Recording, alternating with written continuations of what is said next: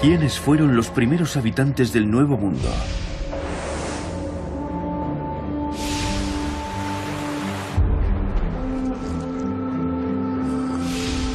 Es una pregunta que divide al mundo científico. Al fin de la última glaciación, hace unos 11.000 años, los humanos habían alcanzado todos los rincones del planeta.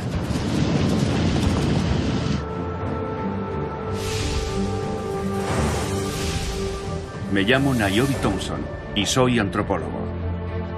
Y estoy decidido a averiguar cómo lograron viajar nuestros antepasados desde Asia hasta América del Norte. Creemos que atravesaron el Ártico, pasando por el puente de Beringia, pero no sabemos cuándo ni quiénes eran. Un enigma que me he propuesto descifrar. Los descifradores.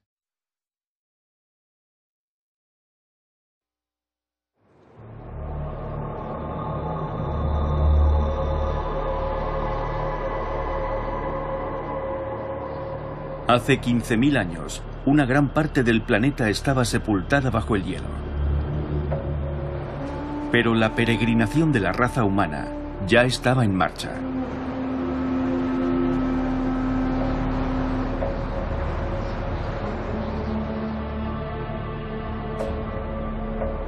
Nuestros ancestros abandonaron África y avanzaron en distintas direcciones.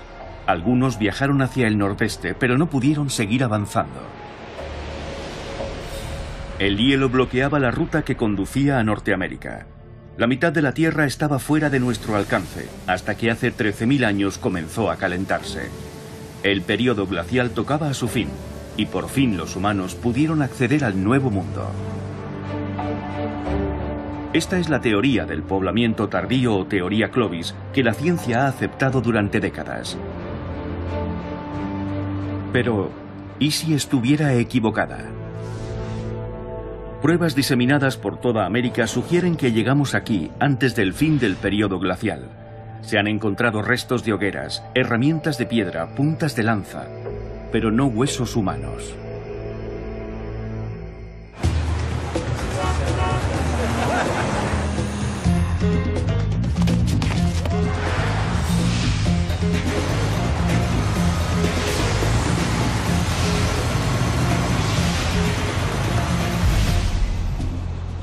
Mis investigaciones antropológicas me han revelado que los entornos fríos no siempre son incompatibles con la supervivencia humana y que el período glacial pudo ser una época perfecta para las migraciones.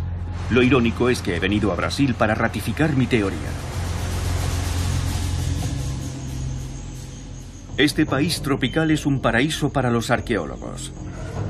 Tal vez oculte vestigios humanos anteriores a los Clovis, los supuestos primeros pobladores de América.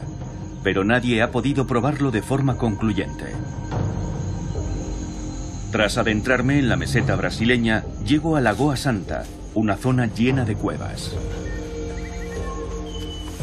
Walter Nivis lleva años aquí buscando indicios de la presencia de estos habitantes primitivos.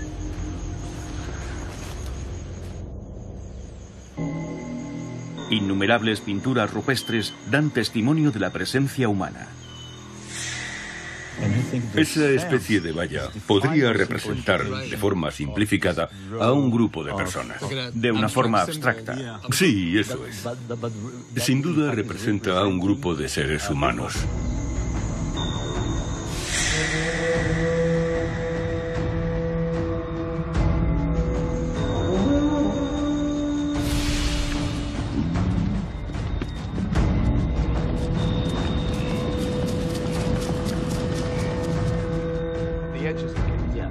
Walter Nivis piensa que los primeros habitantes de América vivieron en estas cavernas durante la última glaciación. Algo que durante años fue considerado inadmisible por la mayoría de los arqueólogos. ¿Qué hallazgos habéis hecho? En la zona central del yacimiento hemos logrado encontrar hasta 29 tumbas humanas. ¿Todas en esta zona? Sí, así es. Los huesos hallados en esta cueva datan del periodo que siguió a la última glaciación. Pero en una caverna cercana, en una capa de sedimento mucho más antigua, fue encontrado el esqueleto de una mujer joven que podría haber muerto miles de años antes de la teórica llegada del ser humano al Nuevo Mundo. Su nombre es Lucía, y de confirmarse las hipótesis, sus huesos serían los más antiguos de toda Sudamérica. Es un orgullo poder enseñarte la casa de Lucía. Es asombroso. Sí. E impresionante. ¿Eso es el principio de la excavación? Exacto. ¿Esa línea? Sí. En los años 70, un equipo francés encabezado por Annette Laman-Amperer emprendió una inmensa excavación arqueológica. Annette y su marido José eran considerados unos excéntricos por sostener que el hombre llegó a Sudamérica durante la última glaciación. En 1958, José murió sepultado en la Patagonia al derrumbarse un muro de la cueva que excavaba. Annette continuó buscando pruebas de una migración anterior. Y en 1976, sus esfuerzos dieron sus frutos. El cuerpo de Lucía fue encontrado a casi 12 metros de profundidad, tras descender por esta grieta. Ya.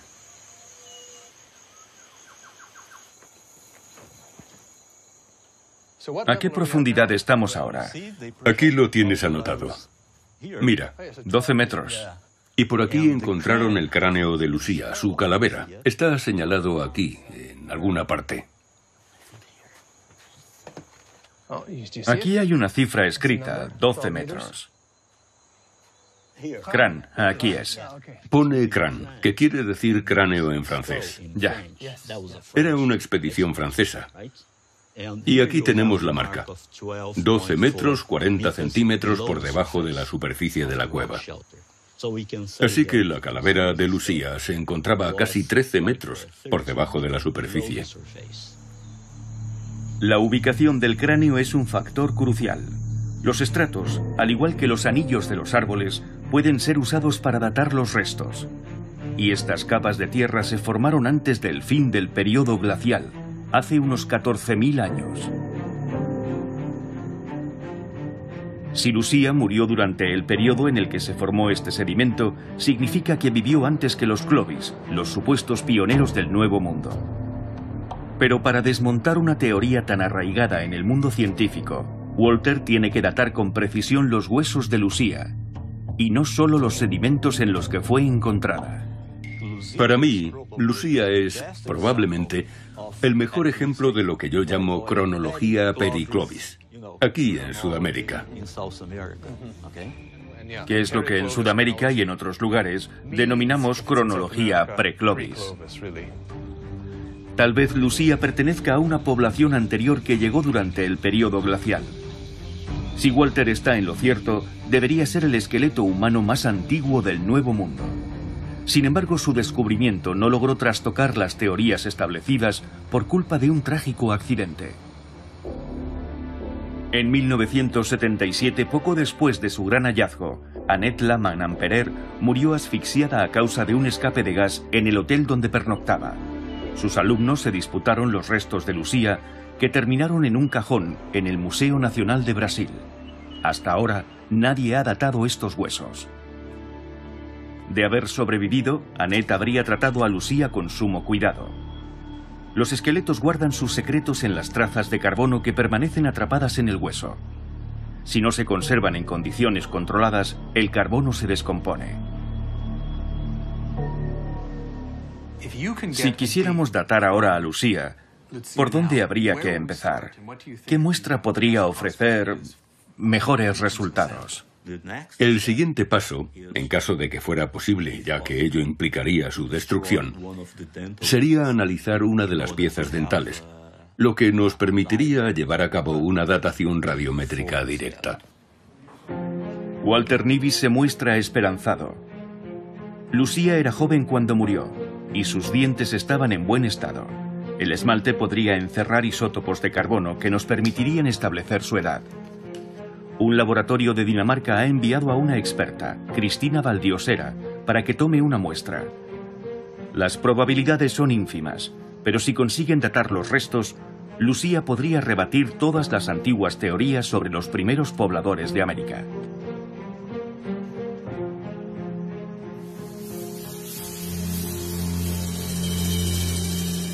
La hipótesis de Walter contradice de plano la teoría oficial. Siempre habíamos pensado que la historia humana en este continente comenzó hace tan solo 13.000 años, cuando el calentamiento global abrió un pasillo a través del hielo del período glacial. Los Clovis habrían llegado a través de ese pasadizo. Una teoría que se abrió camino en 1930 gracias al descubrimiento en Nuevo México de unas puntas de lanza clavadas en los huesos de varios mamuts, abatidos justo después de que el deshielo abriese un acceso al continente. Ruth Bryan, una arqueóloga canadiense formada en la Escuela de la Teoría Clovis, atesora numerosas puntas de lanza, descubiertas en distintas excavaciones de toda América. Estas puntas de lanza permitieron crear y desarrollar la teoría Clovis, tras hallarse clavadas en diversos esqueletos de mamuts. Los científicos comenzaron a imaginar a estos primitivos cazadores cruzando el puente de Beringia mientras el estrecho de Bering estaba congelado, dando caza a los mamuts y a otros animales de las nieves que terminarían extinguiéndose y expandiéndose por Norteamérica a través de lo que denominaron corredor libre de hielo. En teoría, los Clovis atravesaron este corredor tras cruzar el puente de Beringia y colonizaron todo el continente americano. Los arqueólogos y antropólogos del Instituto Smithsonian sostuvieron que no había pruebas concluyentes de que los humanos llegaran a América antes del fin del Pleistoceno, es decir, de la última glaciación. Y lo cierto es que, tras analizar los restos geológicos encontrados, las muestras halladas y su relación con la fauna extinta, era un modelo de lo más razonable. Y además ofrecía una imagen dramática y vigorosa de aquellos cazadores primitivos que colonizaron a toda prisa este territorio vacío y de cómo se enfrentaron a todas aquellas bestias que terminarían extinguiéndose al final del período glacial.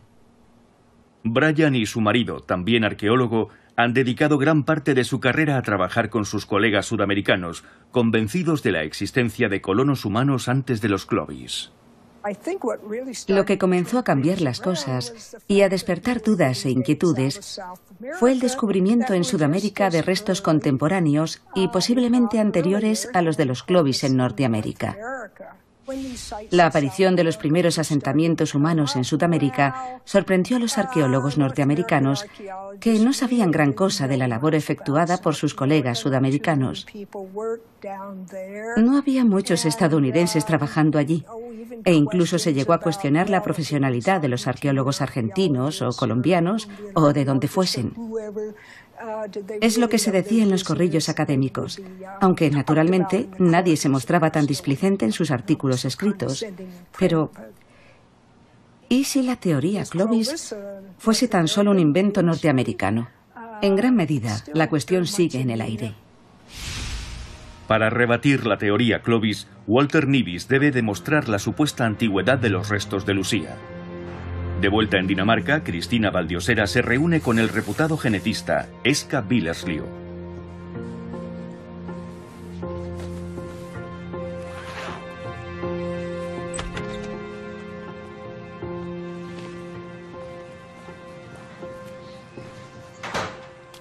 Eska va a examinar un diente de Lucía en su laboratorio de análisis de ADN en Copenhague. Deberá fragmentar el diente para encontrar material orgánico dentro de las capas de esmalte, y si consigue encontrarlo, podrá obtener una datación. Trabajar con ADN fósil es una tarea complicada. Eska es uno de los mejores analistas, y su laboratorio es mundialmente conocido por sus logros en el estudio del ADN fósil. Pero para hallar trazas puras de ADN, deben estar muy pendientes de no contaminarlas con ADN más reciente. Por ello, inundan el laboratorio con radiación ultravioleta todas las noches. Mantienen un control total sobre el flujo del aire del sistema de ventilación y solo trabajan con materiales fósiles.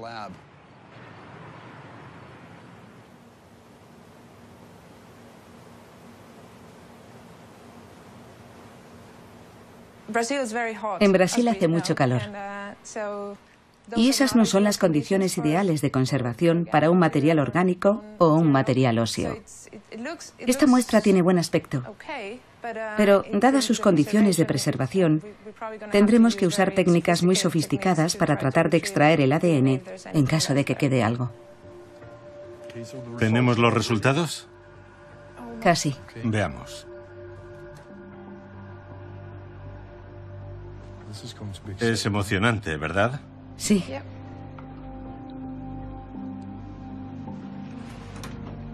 Espera un momento, ¿vale?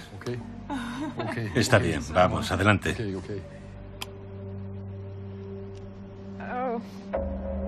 Nada. Maldita sea. Es una lástima. Está vacío. No hay el menor rastro de ADN. Vaya.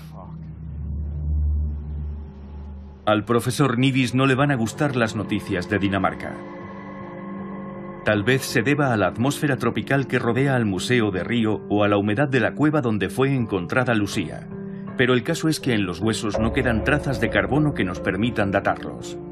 Nunca estaremos seguros de su edad.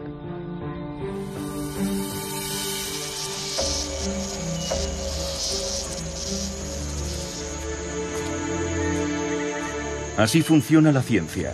El camino hacia los descubrimientos está sembrado de contratiempos. Pero los arqueólogos saben que siempre quedan secretos por desenterrar. La pregunta es ¿dónde?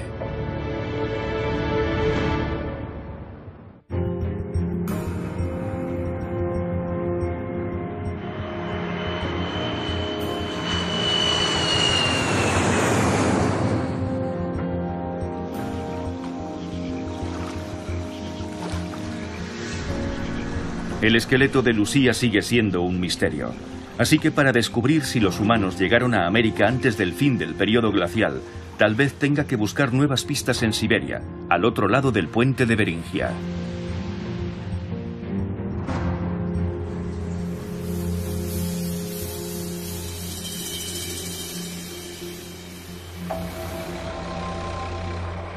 Los nativos de Siberia son primos genéticos de los aborígenes norteamericanos, lo que sugiere que esta remota región de Rusia podría haber sido el punto de partida de las antiguas migraciones a Norteamérica.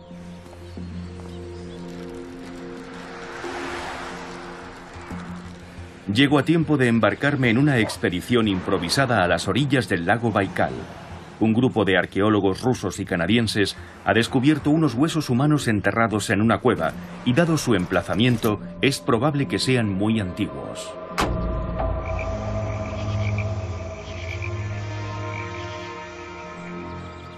Llegar allí nos llevará un día entero.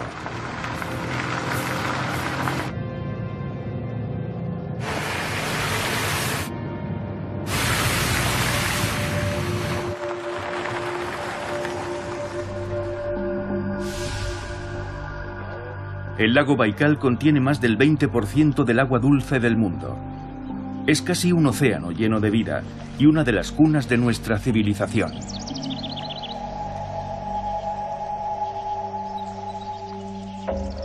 Voy a entrar en la cueva.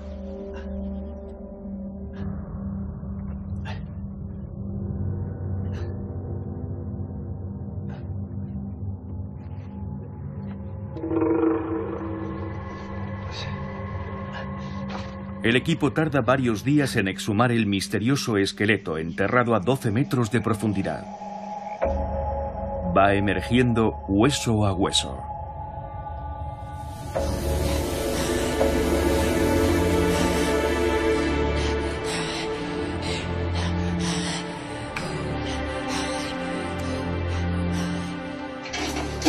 Надо передать туда.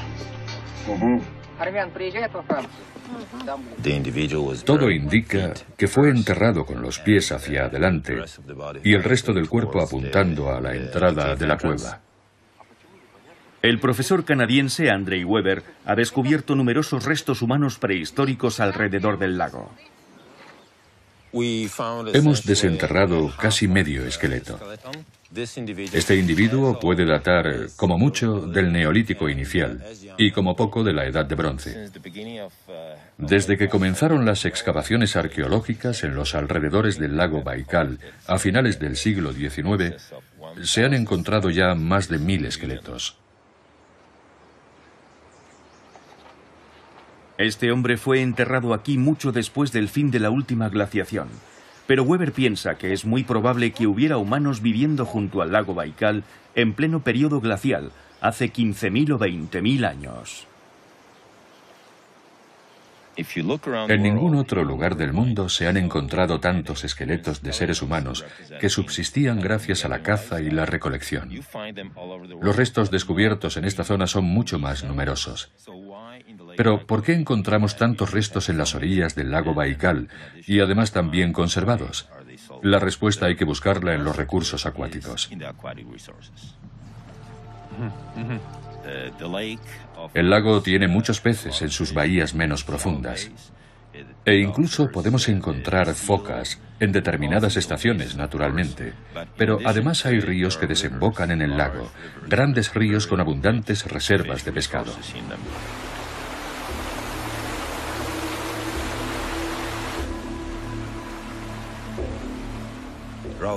Rutilos, percas, lucios, leuciscos son algunas de las especies que encontramos por aquí.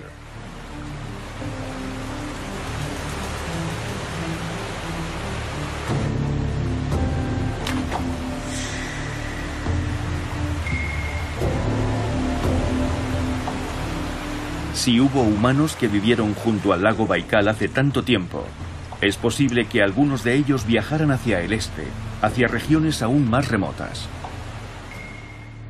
El lago Baikal pudo ser una especie de oasis en los desplazamientos y migraciones que se produjeron en Eurasia. Naturalmente, los mismos factores que lo convirtieron en un entorno tan propicio para los nuevos asentamientos también lo expusieron a la superpoblación y a la caza masiva de las especies terrestres, lo que pudo empujar a estas a la extinción.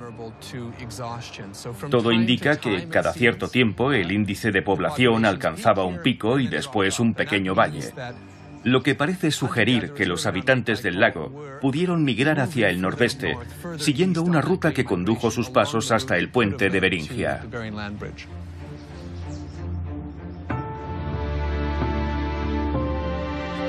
Pero ¿por qué se dirigieron hacia el norte?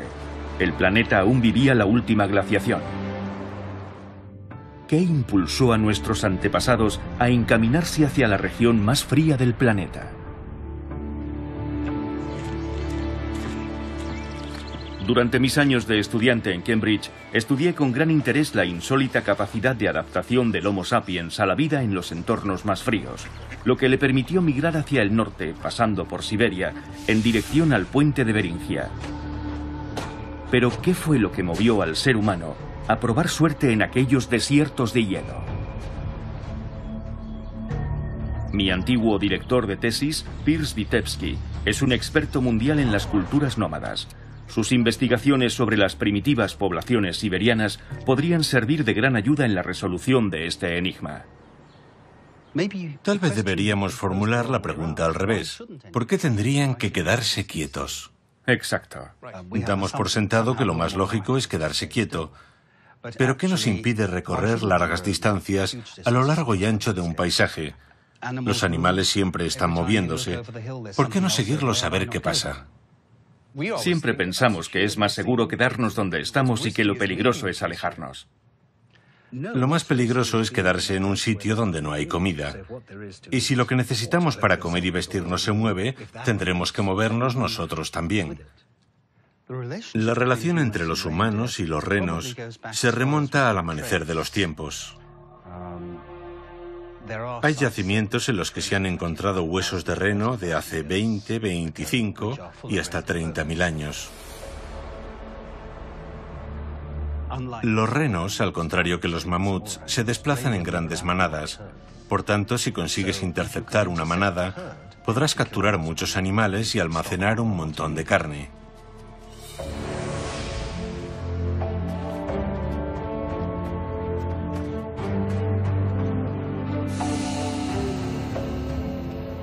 La emboscada era sin duda su técnica de caza preferida durante sus grandes migraciones.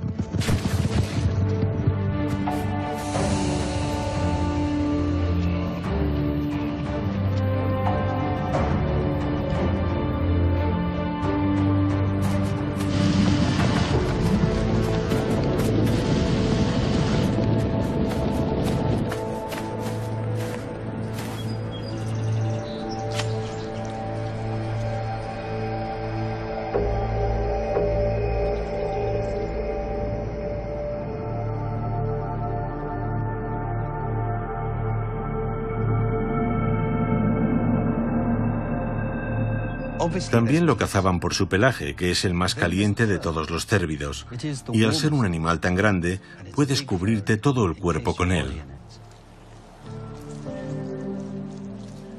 Te vuelves tan invulnerable al frío como los propios renos. Desde luego, y además dejas de resultarles tan amenazante. Los renos se mueven por ciclos estacionales. Migran en busca de pastos en verano y vuelven a hacerlo en invierno. Los humanos migraban con ellos. En algunas ocasiones, tras cubrir miles de kilómetros, se reasentaban en otras regiones. Estas migraciones se producían cuando un grupo se veía obligado a marcharse por razones que no figuran en los registros arqueológicos, tal vez por maldiciones, amenazas de espíritus, por diversas razones que les impulsaban a abandonar su hogar.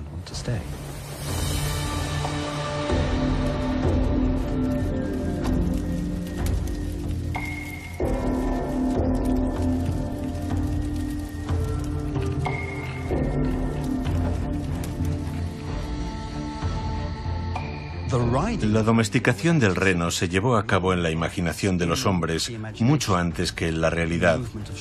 Así es como representaban a los chamanes, volando hacia la luna o hacia el firmamento a lomos de un reno. También usaban tambores hechos con su piel para imaginar que cabalgaban sobre ellos.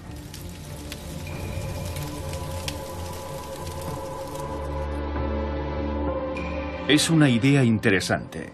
Si eran capaces de viajar a la luna en sus periplos espirituales, quiere decir que estaban familiarizados con los viajes largos.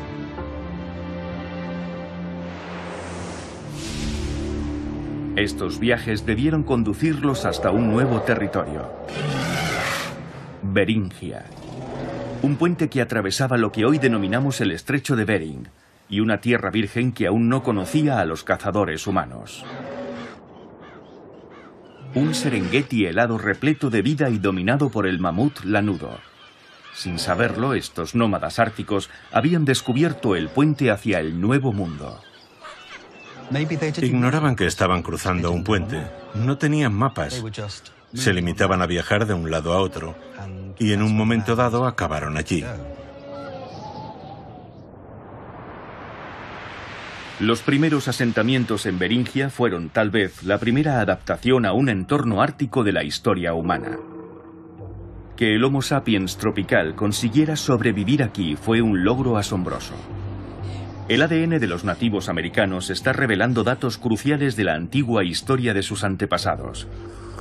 Para empezar, nos indica la época en la que las primeras poblaciones nativas americanas se separaron de sus parientes siberianos. Mucho antes del fin del período glacial, iniciaron un viaje sin retorno. Su largo peregrinaje hacia Norteamérica provocó un lento e inevitable aislamiento. Su ADN fue mutando de generación en generación, dejando constancia del paso de los años.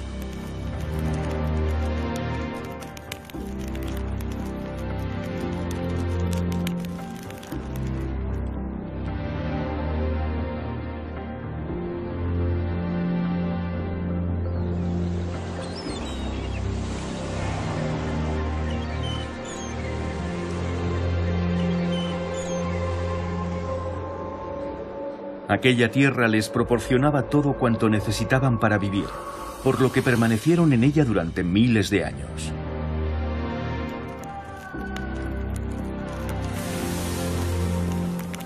Pero aún no hemos encontrado restos humanos del período glacial en Beringia. Los antepasados de los primeros habitantes del Nuevo Mundo son como fantasmas que vagan por el paisaje. Solo sabemos que tuvieron que cruzar este territorio. Quizá pronto averigüemos cuándo y cómo.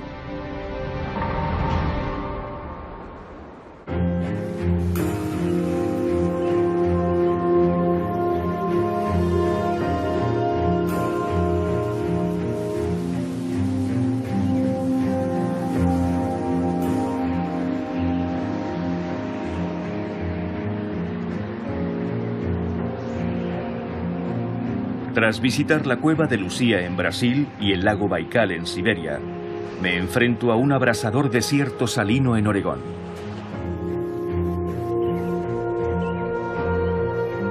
Hace 14.000 años, esto era un mar interior. El periodo glacial estaba tocando a su fin. ¿Habría ya humanos viviendo aquí? Todavía no había un corredor libre de hielo que permitiera franquear los glaciares y llegar hasta Norteamérica. Siempre hemos pensado que este fue el camino elegido por los primeros habitantes del Nuevo Mundo. Pero no hemos venido aquí a visitar un asentamiento Clovis, sino algo que podría ser mucho más antiguo.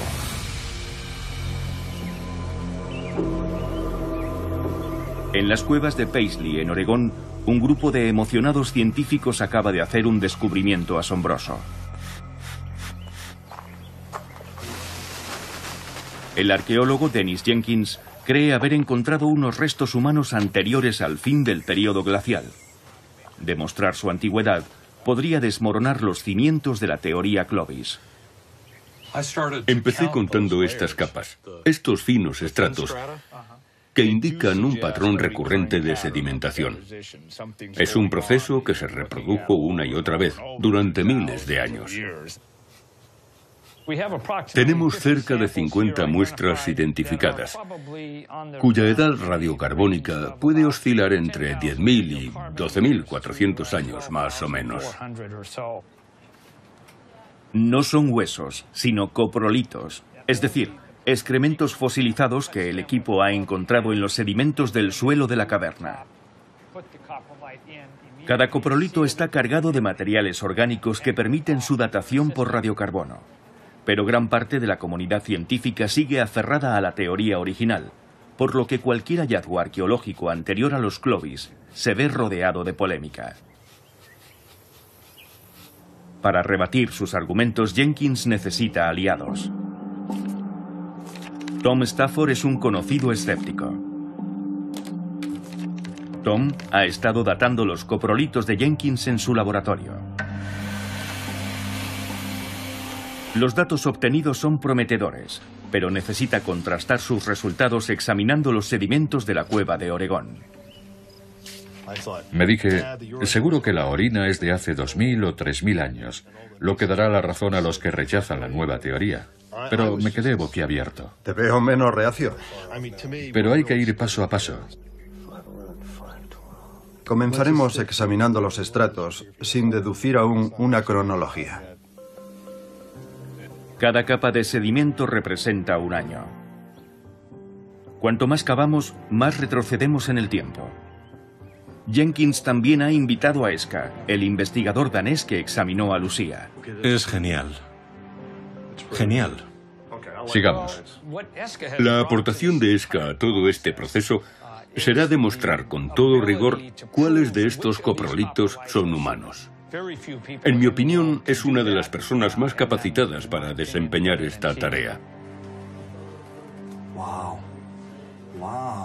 ¿Qué supondría este hallazgo en la historia de las migraciones?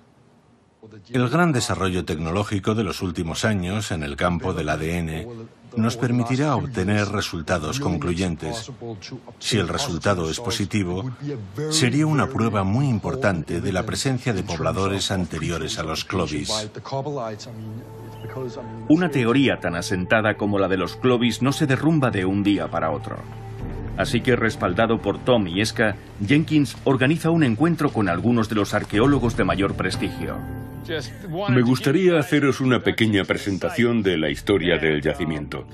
Todo comenzó en 1937. Todos los integrantes de esta reunión saben que podrían estar contemplando el fin de una importante teoría. Los hallazgos de Jenkins están en tela de juicio, y también la reputación de algunos expertos. Si levantáis la vista, veréis de dónde se desprendió. ¿Estás filmando? Sí, estoy filmando. ¿Puedes bajar la cámara? Los nervios se encuentran a flor de piel.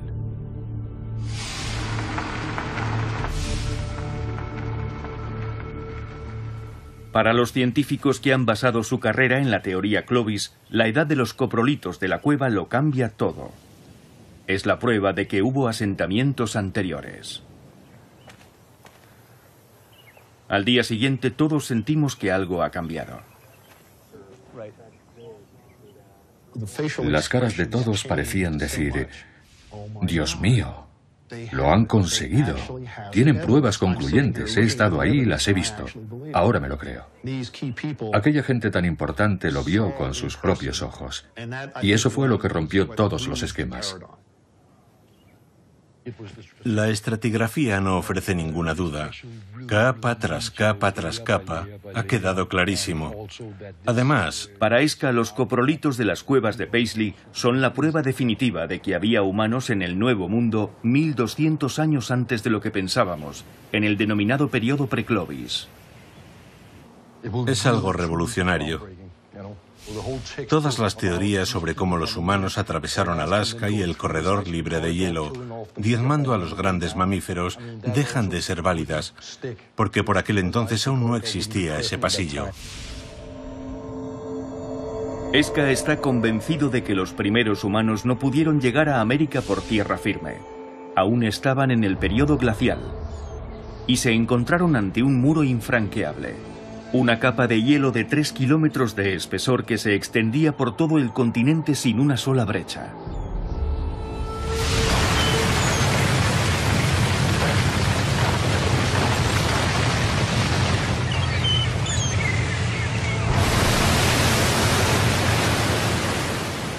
Durante décadas se fueron acumulando pruebas de la presencia del hombre en el Nuevo Mundo antes del fin del periodo glacial. Pero como en el caso del esqueleto de Lucía, nunca parecían lo bastante concluyentes. Sin embargo, ahora que la datación radiocarbónica ha demostrado que hubo humanos en Oregón hace 14.000 años, la ciencia se plantea una nueva pregunta. ¿Cómo consiguieron adaptarse al hielo? ¿Cómo sobrevivieron los antiguos habitantes de Beringia al entorno glacial y lograron poblar toda América?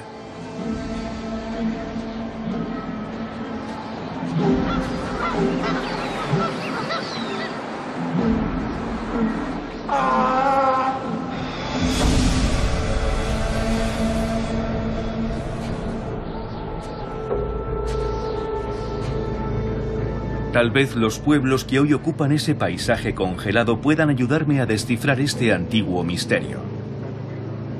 Y ese es mi próximo destino, el estrecho de Bering.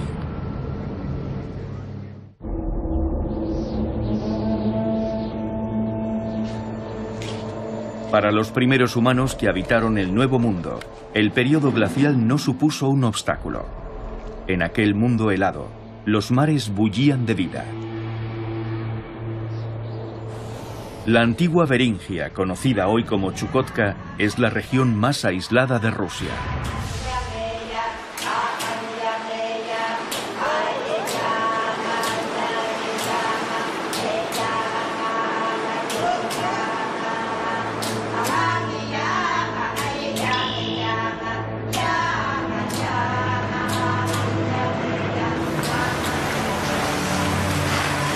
En este entorno salvaje ni siquiera hay carreteras.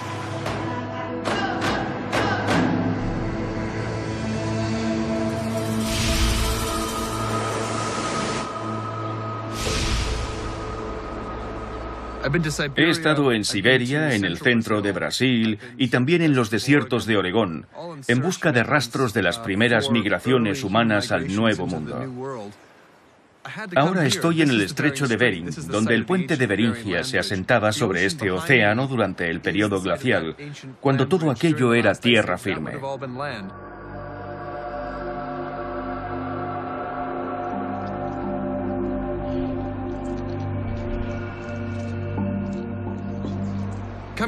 Sé que aquí no voy a encontrarme con los parientes de los antiguos viajeros que probaron suerte en el Nuevo Mundo. Sin embargo, esta gente vive en el mismo entorno en el que habrían vivido los primeros pobladores de Beringia hace 15.000 años.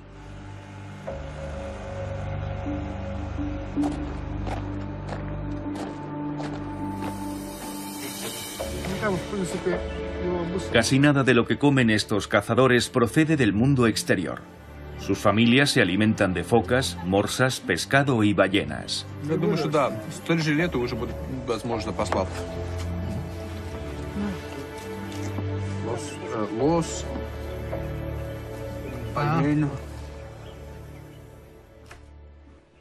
Cuando hace mal tiempo permanecen en tierra, matando el tiempo en el campamento.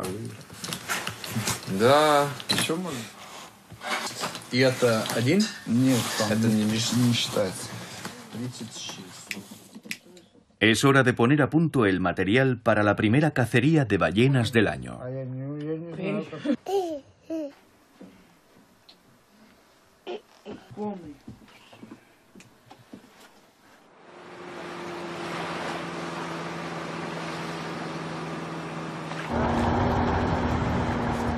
Los inuits usan lanchas modernas, pero la tradicional caza de ballenas grises sigue creando lazos ancestrales en su comunidad.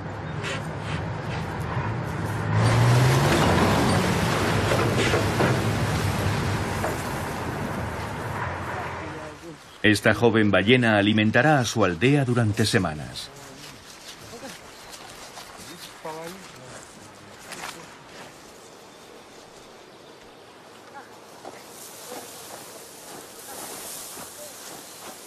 Para explotar todos los recursos en un entorno como este, los primeros pobladores debieron poner en práctica ideas innovadoras en el campo de la construcción de barcos pesqueros, lo que les permitió cazar en alta mar focas, morsas y también ballenas.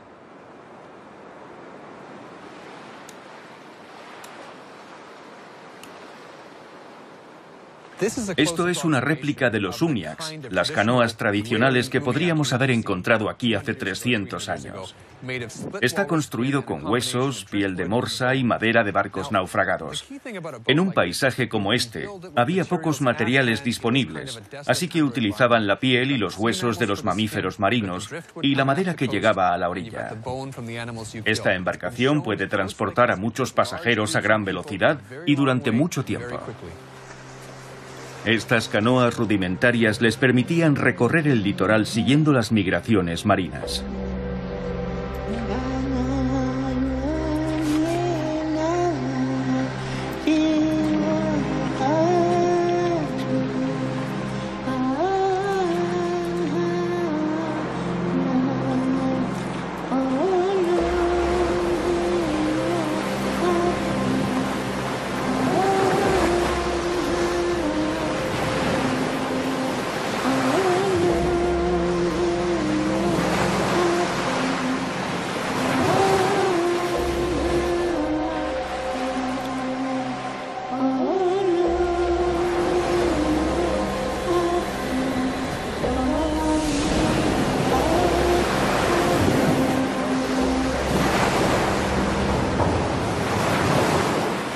Viajo 4.000 kilómetros hasta la costa oeste de Norteamérica para encontrarme con John Erlandson, que opina que estas embarcaciones podrían resolver el misterio de las primeras migraciones.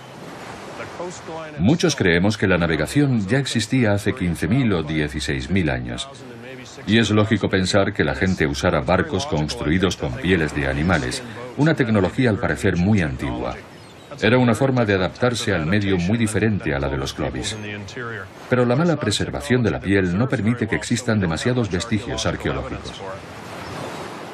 Durante el período glacial, las costas que unen Alaska y México pudieron haber formado parte de una ruta llena de recursos para las primeras migraciones, gracias a su rico ecosistema de algas.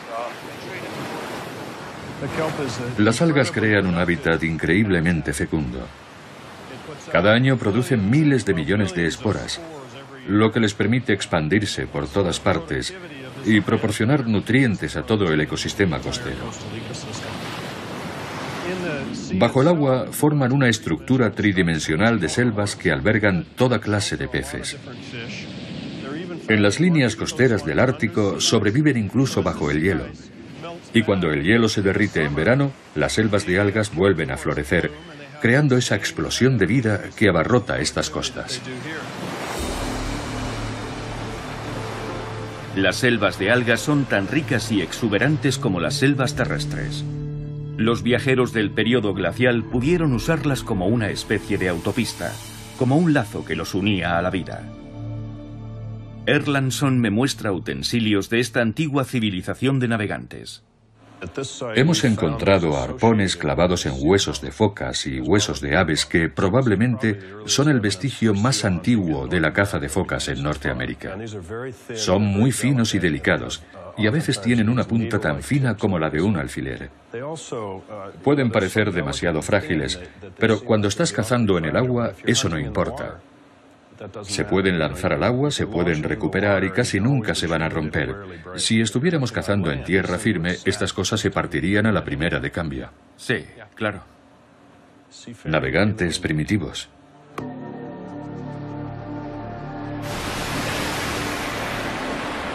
Los primeros pobladores llegaron a este continente cubierto de hielo a bordo de una embarcación. Esa es la clave.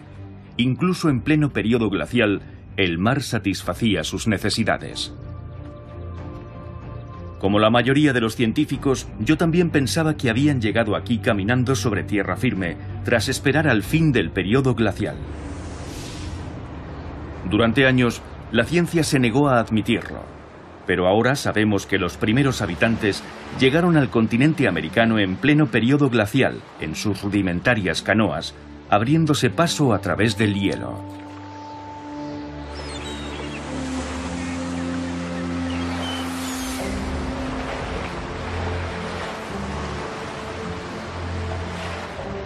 Aún sabemos muy poco de aquel azaroso viaje. Pero sí sabemos que gracias a él, el ser humano dio un gigantesco paso en la conquista de nuestro planeta.